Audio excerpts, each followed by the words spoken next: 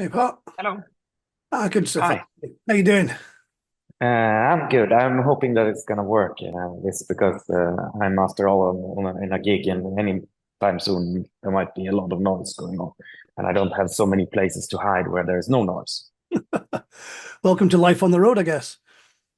Yeah, it's yeah, what it is. And sometimes you can't find a place to hide away.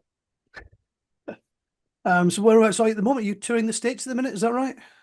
Yeah, we are in Omaha, in Nice. Nebraska, and we are touring with Judas Priest.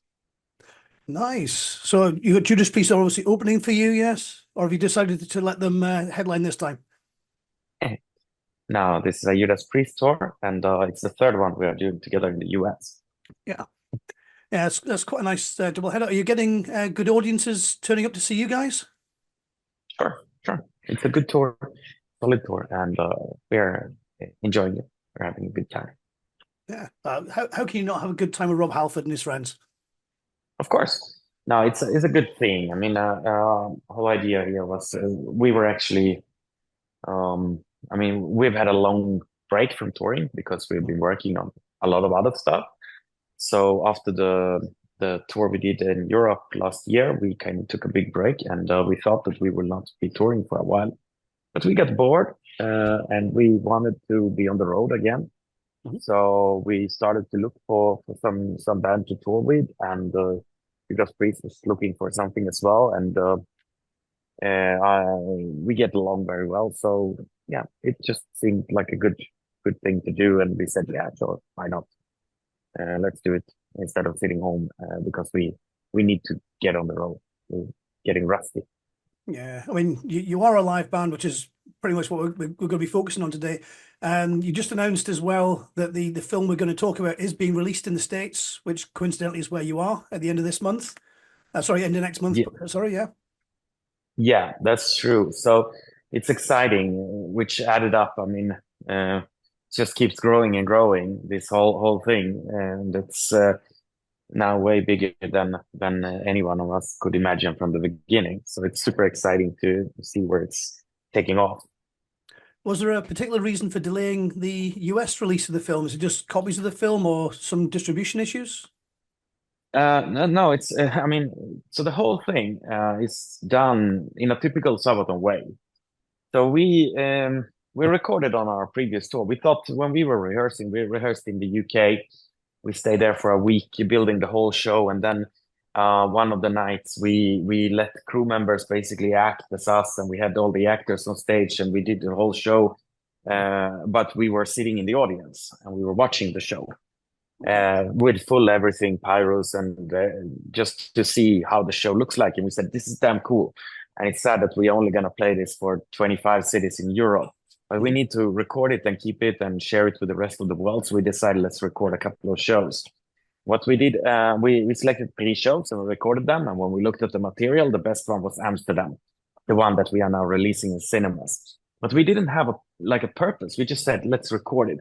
And when we played in Stockholm, our colleague, which is doing the gig in Stockholm, he was like, maybe I can try because like we have it in like we would like to try to distribute digital movies and stuff. And he was like, okay, why not? Well, let's see where it goes. And he turned to the Swedish weird, very unexpected distributor of the film, which is Swedish Folkets Hus och Parker, which is like a independent union of Swedish independent cinemas, kind of. Mhm. Very, very weird distribution choice. And they usually only works with indie movies in the cinemas in Sweden. Yeah.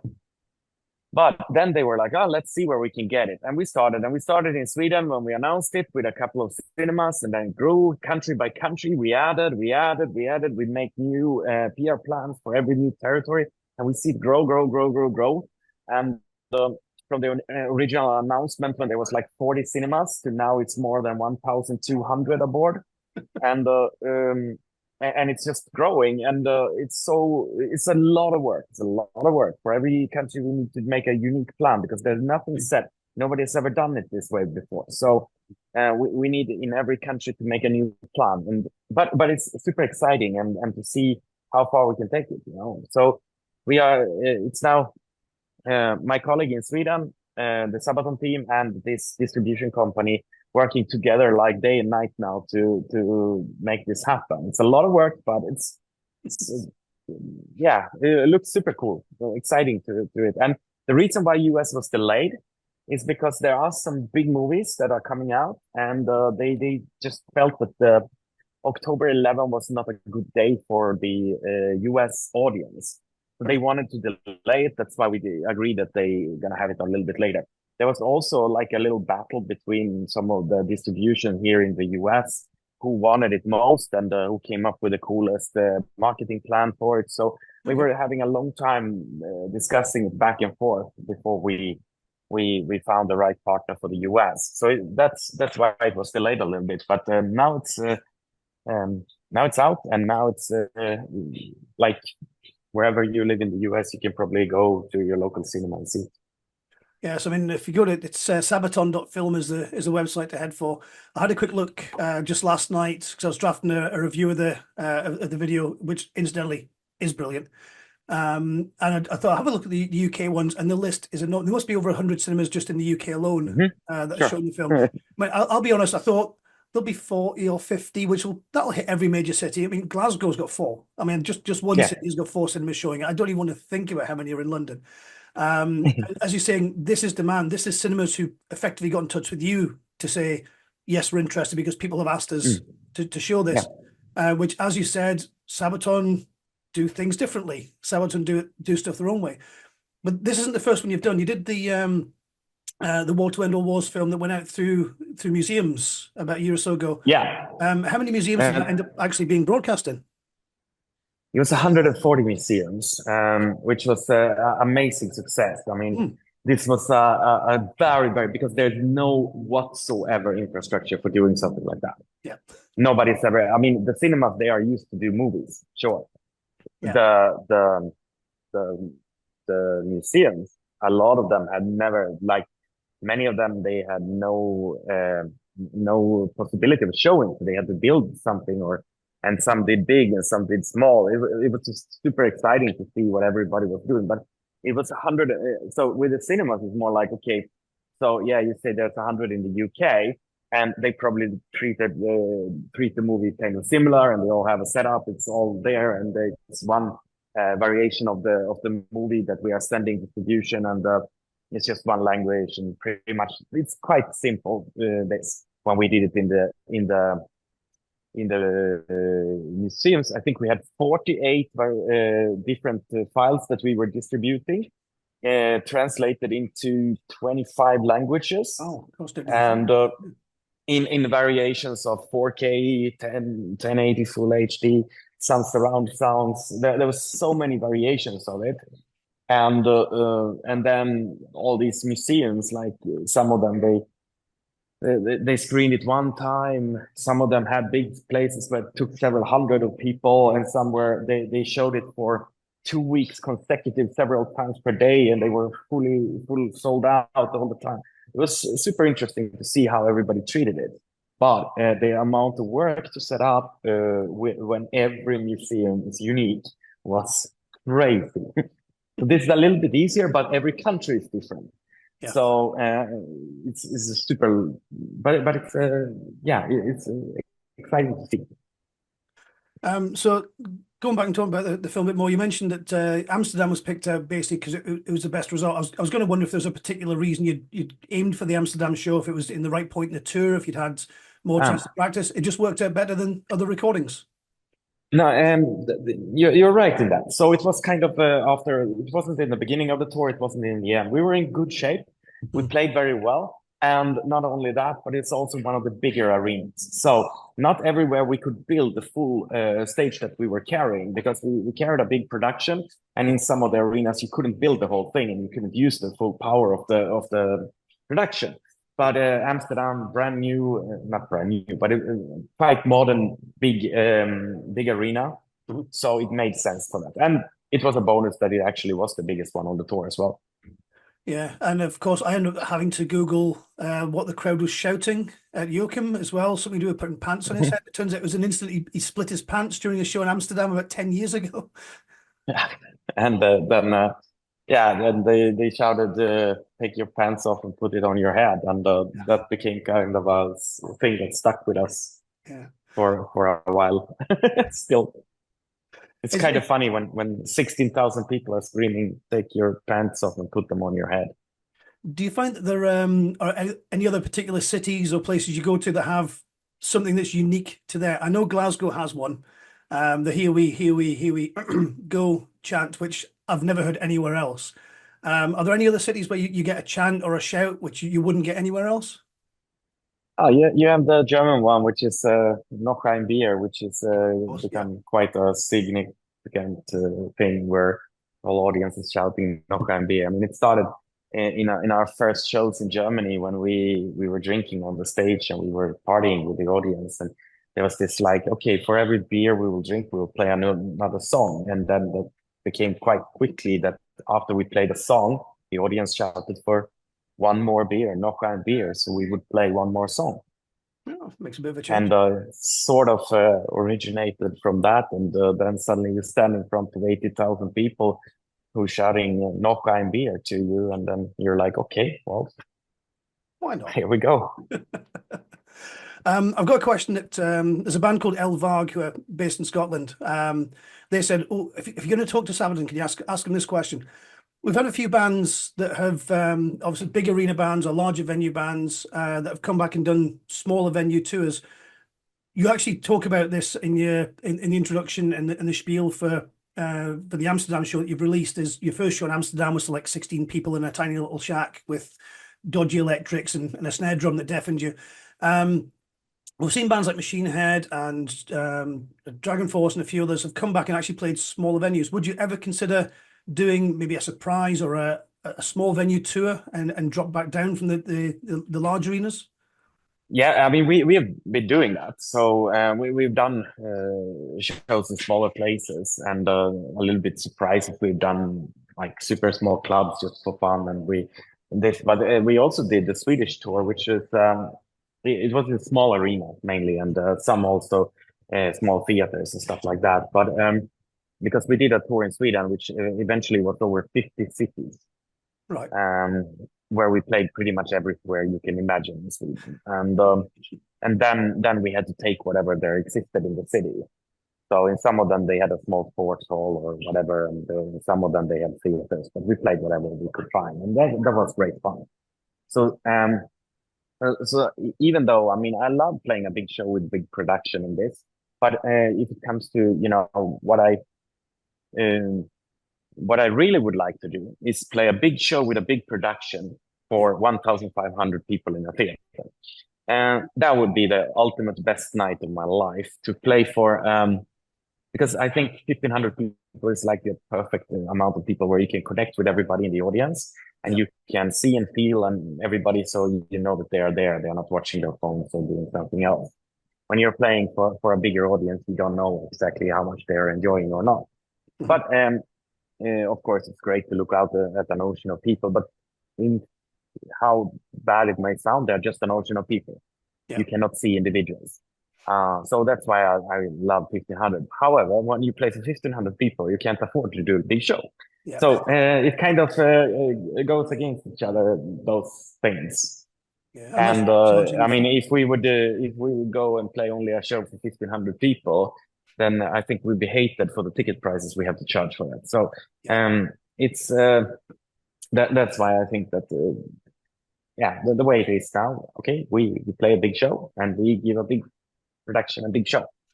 Yeah. And you've got plenty to keep you busy anyway. You've got the Sabaton Cruise, you've got Sabaton Open Air, Yeah, you've got your own touring productions anyway. You've got the festival circuit as well. So you're back in a few years back as well, doing that tiny little performance on two stages.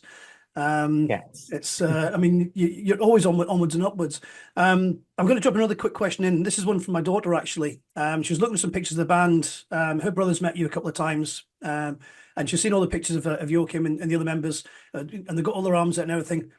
Have you got any tattoos? Because we can see all the other band members ones. You always seem to wear long sleeves. Just curious, have you got any of your own? Yeah, I mean, everybody in Sabaton's got this Van Halen tattoo, so I got one, of course.